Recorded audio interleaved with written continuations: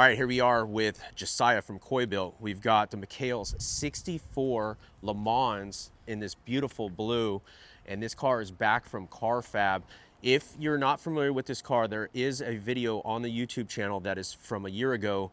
Josiah breaks down all the details of how this car came about, how he found this car, and how he connected the Michales to the car to start this build.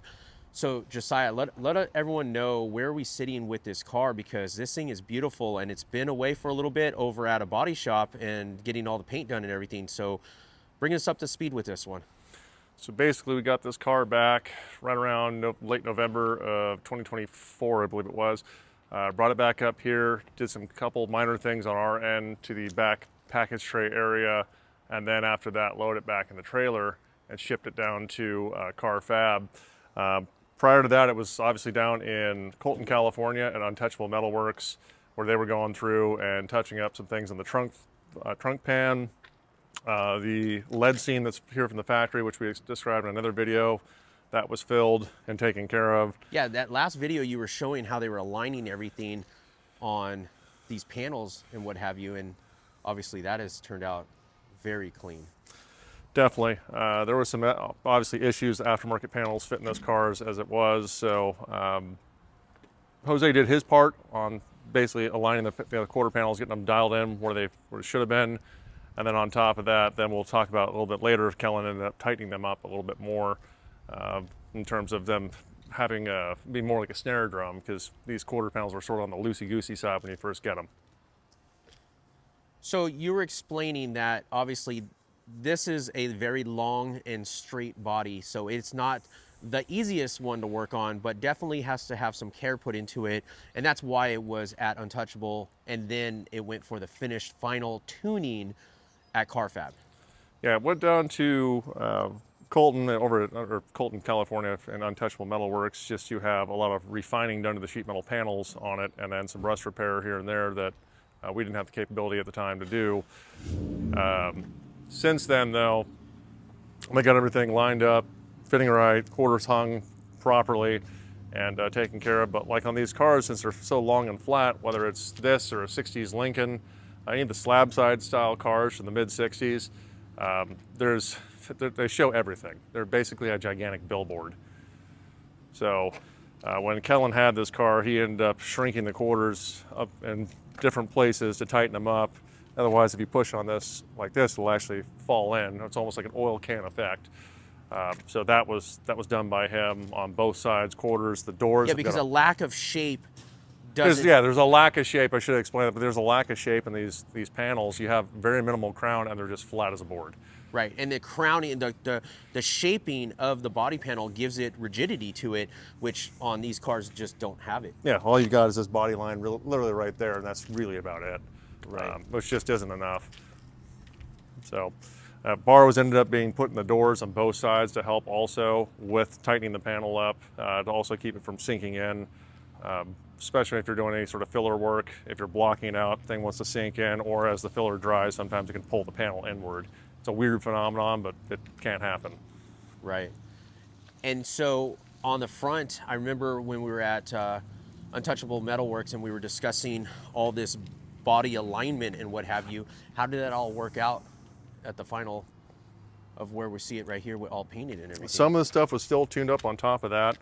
There were some issues with the inner wheel wells, basically not allowing the front fender to actually be pulled in, so it was sort of shooting out, which would cause panel dive. This was dive in, so we had some issues there. We had to relieve that and modify the lower half of the fender. That's actually a factory defect on these cars.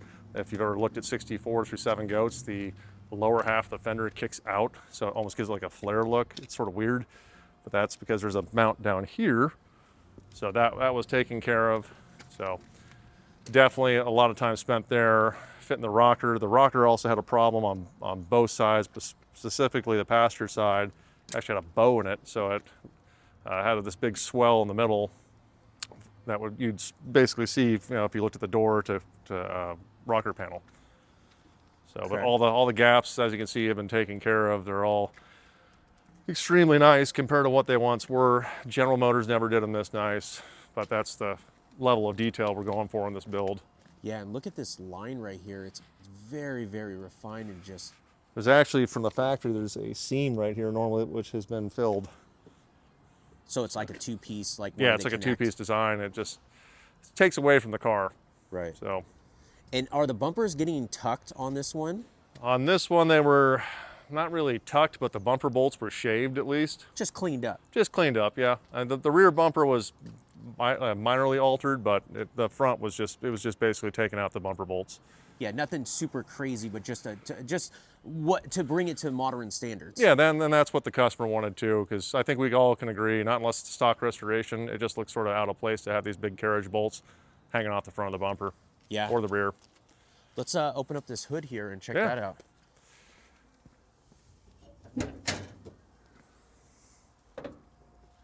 So we got a satin black on the inside. Going for sort of a factory approach. The Michales that own this car, they sort of like the factory appearing, as do myself. I mean, but that's what they're going after, is just sort of a 1960s cleaned up factory look. Sure. And this chassis, let's just talk about this chassis real quick here. What are we working with on this one? This is a Roadster Shop Spec Series chassis for an A-body. Basically, it's one of their, I guess we'll call it not entry level, but better than entry level chassis.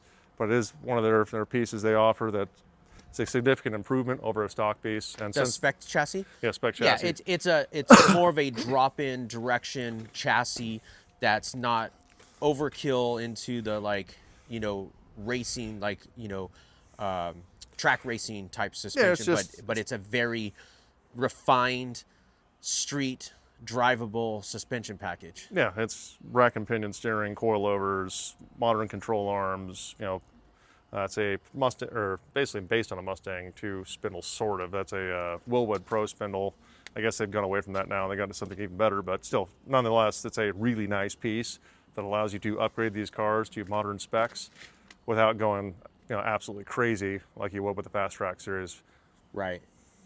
Takes less modification to the floor of the chassis of the car to fit the chassis underneath it, and then it just makes the drivability way better. And at the time that instead of now with these chassis, instead of just bolting on a bunch of bolt-on product and only getting 3/4 of the way of the performance, this is like a full-fledged direction of performance to today's standards. Once you drive a car with rack and pinion, a good rack and pinion, sure, it'll change your mindset real quick.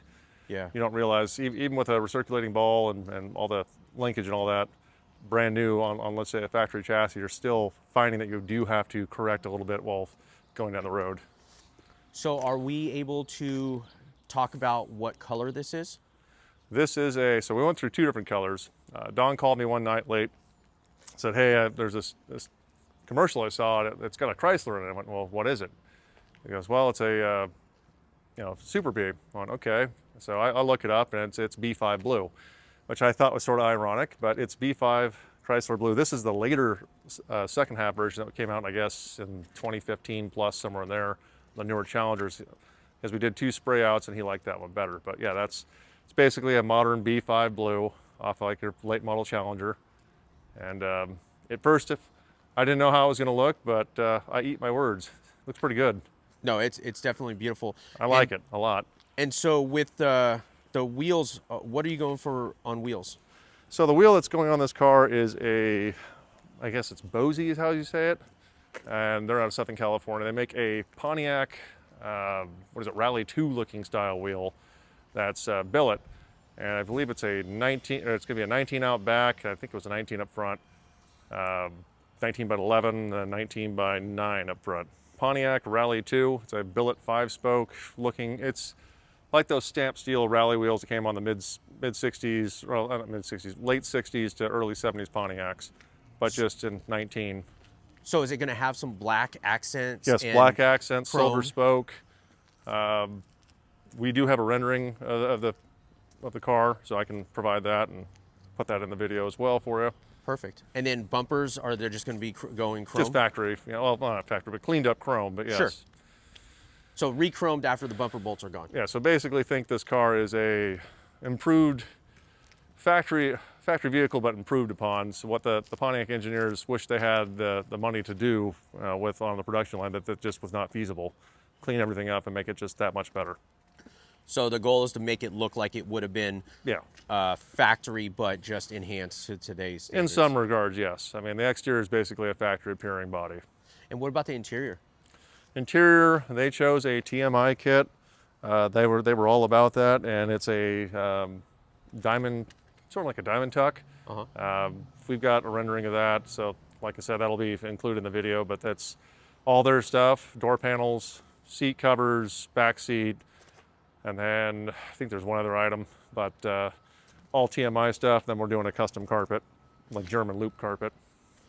So I remember, you know, I mean, it's been a while now, but I remember before it went over to Untouchable, you had performed some little modifications to get the interior prepped. Obviously, you have the tunnel and the driveline tunnel as well, the transmission and the driveline tunnel. But what else was some of those little tricks that you love to do with these cars to get yourself ready for the interior and hide everything? So one of the things we had to do on this car, because we're using a factory GM LS computer and their, I guess, connecting cruise package, we had to sort of look at the way the harness was laid out, see what distances we had and where we could locate things. We don't have a whole lot of real estate underneath the dash of these cars, so we ended up building a box area in the driver's side cowl shoulder. We've done this in a couple cars to put the ECM, TCM, basically inside that area, and then on the passenger side floor pan, the fuse panel, because that's on like another 4-foot branch, 5-foot branch, put that underneath the seat. That was really our only option. So, because we've got an AC unit and all that underneath the dash, but we ended up sticking that there just to clean things up. Yeah, you'll have to pop the seat off if something were to go awry, but it's 4 bolts and it comes right out. Yeah, it's a lot easier to bad. service things just grabbing the seat out and getting it to the kick panel over here on this side than going up into the dash and being tucked under. Yeah, if anyone's ever worked on a late model, this is still a lot easier than anything like a modern Mercedes or BMW. Right. And even those cars, let's say the battery, they have them underneath the seat. So. Right. What about the trunk? The trunk has got some areas that have been modified on it to clear the chassis a little bit.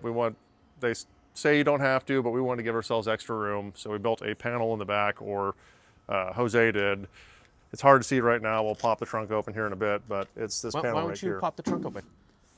All right, so we got the trunk open. Why don't you go ahead and show us some of these modifications that you performed? So first thing, the car's mini tubbed. It's got ABC performance wheel wells in it. Real nice piece, really love their stuff. Drop right in. On top of that, then you've got the panel that was made over at Untouchable. And this panel basically allows more clearance between coilovers and it allows the exhaust system to come in easier for what we did. So this panel right here, from left to right, is dropped in, plug welded, and then it's also plug welded and lapped in here, but it looks like a factory seam. Real clean setup. So yeah, this looks super factory. So these ABC inner tubs definitely have some shape and some... It's right in here. So you've got 2 inches further in there on that side, and then you've got the same thing over there. It's just a flat area. So this area right here is still factory on this inside, and it's just... Well, and actually it goes all the way up to the factory seam, but that's the only thing they really do. But they do stamp these brand new. I think they're being made here in the U.S. Real nice piece. They're worth the money. Is the interior of the trunk going to be left exposed like this, or is it going to get... That remains up in the air as of right now. It's up to them. I mean, this would look nice just left the way it is. Yeah, I mean, honestly, if you shot it in Zolatone, give that factory looking, right, black aqua. I think these were white aqua, but regardless, it gives it sort of a factory appearance. And how, are you going to try to get some of the, OEM stickers that go on the inside of the trunk and stuff like that, too? I don't know if we'll go that far. We could. It's not hard to do, and they're not very expensive, but... I know you're past with Concord restorations and stuff. Yeah, so I know you're familiar with getting into those things. So I'll make this quick. That's a whole funny thing, because I was told years ago when I first built my 65, I could never do a stock restoration by a buddy of mine who builds really, really high-end, numbers matching Camaros and things like that.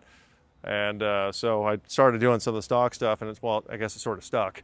So I'm grouped into that, which is funny because I'm a hot rod guy. Right. But the stock. But we could, we're good at both, regardless.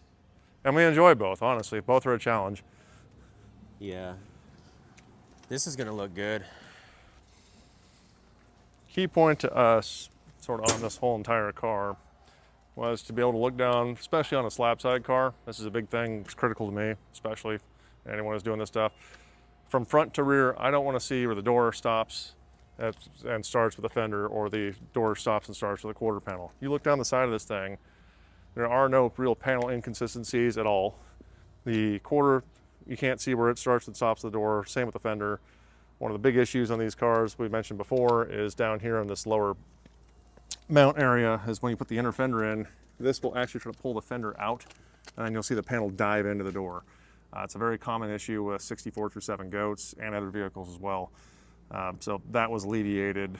The rockers on a lot of these cars, you'll see the door and the rocker actually either go in or out. And some of that sometimes is the rocker panel isn't straight, they're bowed, because you've got an inner rocker structure that bolts to it, not bolts to it, but welds to it from the factory, or the door on the bottom half. Everyone sort of gives up from here down on the bodywork. So we'll call it mid door down, they give up, and these things are sort of wavy. So this car was actually brought up about 18 inches in the air.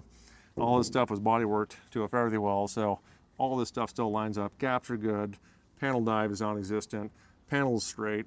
I mean, there's a ton of time in this thing. I mean, all said and done, if I remember right, there's 1,000 hours of bodywork in this car. I mean, and it shows, because these cars they're one of the harder ones to do. They're a great car, but they're not for the faint of heart in terms of bodywork and paint. Yeah. It's beautiful. I mean, I'm very pleased with it. Another issue, especially on whether it's Chevelle, GTO, Skylark, basically A-body, is up here on these, what do you call it? Cowl panel and fender alignment. These can be very critical. You'll see these sometimes where someone's cut this channel out and moved it to replace, a rusted area, and then this ends up looking sort of like a crooked T per se. It's pretty bad. So there was some attention spent there. There was attention spent on making sure the hood and fenders, the gaps are straight and consistent, and they also go around on the fenders to the A-pillar covers, and all that stuff has got the same gap throughout. Another area that some people forget, and this is where the time comes in, is bolting down all your trim, wallets and primer. This area, especially when you bolt this piece in, it's low here, or it will distort the hood in certain areas like in here, or sometimes push this down or raise it up depending on how it is. So all that stuff drops on, fits real tight. Was really a major importance to me, because you'll see gaps underneath like a molding here or here, wherever, and it just looks terrible. So all that was installed and fitted prior and to you want to do that. it. Same with like the windshield moldings. You can't see them now, but they were all fit to make sure the gap is consistent all the way around. These cars do have a tendency, though, they have a cover up here that you can't get away from unless you're to modify it extensively that caps over stuff. It's like a lap, but otherwise everything does fit true and straight. So there's that. An area that we've talked about before, especially on the A-body convertibles and probably some others, is there's a lead seam here. That was removed and actually basically plated underneath this panel, was stitch welded completely, and then a gigantic plate was made by me to tie basically the front half and the back half of the deck filler brace together before this panel went back on. And then underneath that, this was all basically cut out and then blended into here with, I believe that's 18 gauge instead of 19. And then underneath there's a panel so on the hard tops in the factory, they have a little panel that goes underneath in this area on the hard tops to reinforce them. We did something similar that's going to be panel bonded into place to try to help with rigidity. Regardless, it is a convertible, they do flex, but you try to do everything you can to avoid having that crack out down the road. Sure.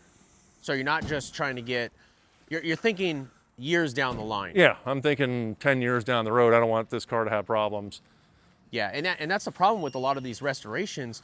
You'll find where they've been restored, but 5 to 10 years down the line, they start to show issues. And I mean, it's wear and tear of any vehicle is going to start to have something, but you try to really think ahead and plan these things out, especially if it's a known problem area. That's what makes you the difference between a restorer and a specialist. that know these cars. Yeah, exactly. Yeah, I mean, So- you can be a great body and painter, But if you are overlooking some of these issues that you've seen working with these cars over the years, then you're doing the best to your knowledge. But again, the lack of that knowledge is to go ahead and you know, fix those flexing points wouldn't have been fixed on normal paint shops. Yeah, there's that. One of the other issues that was taken into account too on this car, you know, you can have the panels, like I said, straight and all that, but was taking a mirror image side to side. A lot of people say, oh, you can only see one side at one time. That's not really a great attitude, because you can have curvature more so in the bottom of the quarter if the trunk fork drop-off's been replaced and moved in, or if the panel is slightly different, whatever it may be.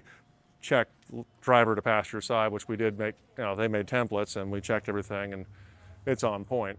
So the driver side and passenger side mirror each other. There's just details like that. Making sure, like I said, down here on, below basically the body line, this is all straight.